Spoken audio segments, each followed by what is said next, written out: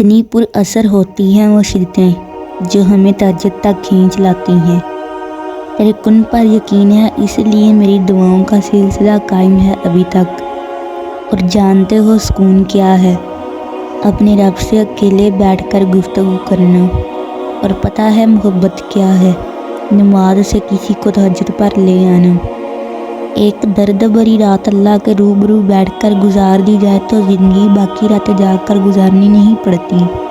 جب تمہیں کوئی امید نظر نہیں آتی تو وہ تمہیں تہجد کی لگن لگا دیتا ہے اور ایک نئی امید جگا دیتا ہے۔ تمہیں کیا لگتا ہے جب رات سونے کے لیے بنائی گئی ہے اور ہر شخص سونے کی نیند سو رہا ہے تو کیا وہ تمہیں بلا وجہ جگائے ہوئے ہے؟ نہیں، یہ تڑپ اللہ نے پیدا کی ہے۔ ہر چیز نصیب کا حصہ ہے، پھر چاہے غم ہو یا خوشی، ہم سوچتے ہیں کہ ہم خود اللہ کی جانب جاتے ہیں، حالانکہ ہمیں تو اس کی جانب بلایا جاتا ہے۔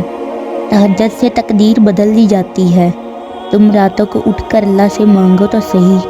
جو کہانی تہجد تک پہنچ جاتی ہے پھر وہ کبھی ادھوری نہیں رہتی۔ ذات سے نصیب تک کا جو فاصلہ ہے وہ بس دعا کا ہے۔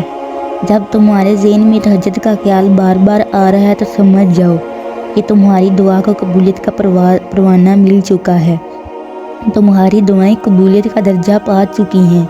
تم بس دعا مانگو، باقی اس پر چھوڑ دو۔ کیا پتہ اسے تمہارا مانگنا اتنا پسند ہو کہ تمہیں اور سننا چاہتا ہو۔ اللہ سے دعا ہے تمہاری ادھوری دعائیں قبول ہو جائیں اور کن کو فایا کن میں بدل دے۔ آمین۔